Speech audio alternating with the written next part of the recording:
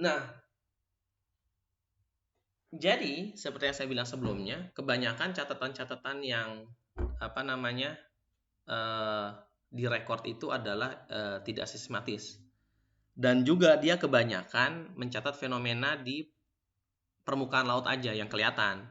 Nah, ini sebenarnya kenapa orang cuma mencatat di permukaan laut, sebenarnya bukan karena orang nggak mau tahu ataupun gue nggak tertarik untuk melihat apa namanya apa yang terjadi di dasar, bukan, tapi terutama karena ya bisa dibilang karena keterbatasan metode observasi yang belum tepat. Mereka belum tahu gimana sih cara metode observasi yang benernya tuh yang efisien. Terus teknik pengukuran buat dasar laut itu masih masih sangat terbatas gitu. Tapi ternyata tadi saya lanjut sebelum ke sana, ada beberapa yang contohnya nih, ada namanya Alexander Humboldt, tahun segini baca sendiri. Dia 5 tahun mengarungi laut dan dia mengukur temperatur di bawah permukaan di daerah Peru Current, arus Peru. Pada waktu itu dia sudah mengetahui tahun 1700 itu, pokoknya dia tahun 1700 sampai 1800 awal, dia mengetahui bahwa pada daerah upwelling, jadi dia jalan nih ke daerah tropis dan kan suasananya hangat tuh. Ternyata di bawah permukaan yang hangat itu ada kolom air yang temperaturnya rendah. Hebatnya lagi, dia membuat teori bahwa oh, ini nih yang bagian dingin ini, padahal atasnya atasnya kalau dilihat atasnya tuh lah apa namanya lautnya hangat, tapi di bawahnya ada yang dingin. Dibilang air kolom dingin di bawah ini adalah akibat massa air yang berasal dari daerah kutub. Bayangin, pada saat itu udah bisa menghubungkan itu.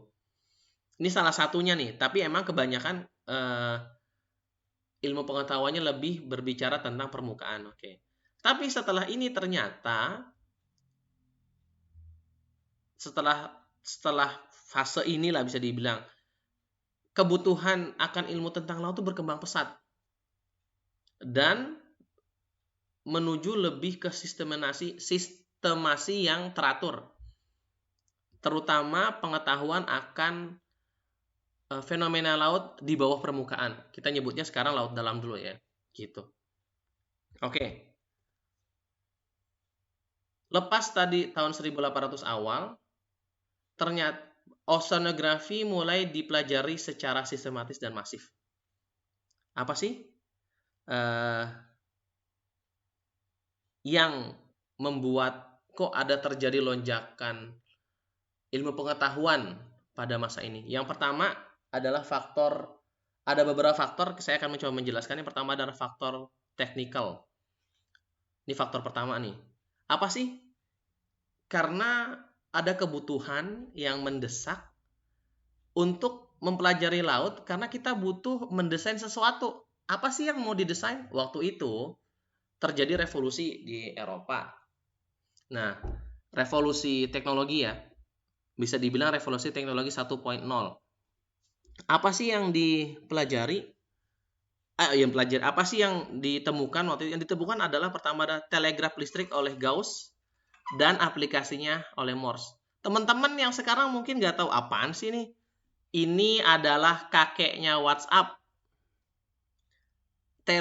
Ini adalah metode telekomunikasi yang dulu. Kalau dulu tuh sebelum adanya ini, orang berkomunikasi kalau jarak jauh pakai apa? Pakai asap, pakai semapur. Kalau yang ikut pramuka tahu kan yang pakai bendera-bendera atau dengan asap kayak gitu-gitu. Tapi semenjak ditemukannya telegrafis ini, orang bisa berkomunikasi dengan cepat. Yaitu pakai waktu itu adalah ya Morse yang walaupun cuma titik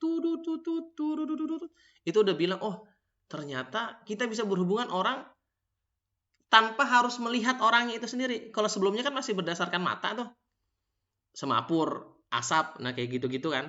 Nah sekarang bisa dengan pendengaran, jadi kita nggak harus ngelihat orangnya di mana. Jarak jauh tuh pun apa namanya bisa bisa bisa berkomunikasi. So yang terjadi adalah oh kalau gitu, oh kita harus berhubungan nih, kita harus bisa mencoba berhubungan dengan orang sejauh-jauhnya nih intinya gitu.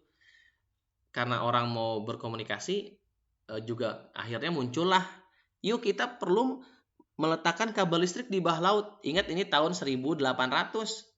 Jadi apa yang terjadi adalah 1858, karena kan tadi kita butuh menghubungkan antara satu benua dengan benua lain, kan gitu kan, untuk berkomunikasi. Apa ya metodenya ya waktu itu adalah yang pertama listrik. Jadi dihubungkan gimana ya? Udah berarti kita harus meletakkan kabel dari benua Amerika ke benua Eropa. Dipasanglah kabel ini sekitar ini jauh nih 2000 km nih waktu itu. Tahun 1800. Jadi pada 1886 terpasanglah kabel listrik bawah laut transatlantik yang pertama. 1858 tuh yang ini nih. Yang pendek dari Ireland ke Newfoundland. Ini nih. Ini yang terpasang. Sebelumnya yang dipropos adalah ini nih yang diusulkan. Itu faktor pertama yang membuat ilmu oceanografi berjalan dengan pengambilan data. Ilmu oceanografi berkembang dengan pesat karena ada kebutuhan buat teknik. Ini menarik nih, kenapa? Karena nanti ya ternyata dunia modern modelnya gini-gini juga. Oke, ini faktor pertama. Faktor kedua adalah faktor ekonomi. Pada tadi faktor pertama didasari oleh perkembangan teknologi komunikasi. Oke, sip. Jadi itu yang mendasari karena karena berkembangnya teknologi informasi pada saat itu membutuhkan orang mempelajari laut agar bisa agar komunikasinya lebih lancar lagi. Oke. Faktor kedua, faktor ekonomi adalah kenapa? Dasarnya adalah teknologi pembuatan kapal yang semakin sempurna, makin berkembang.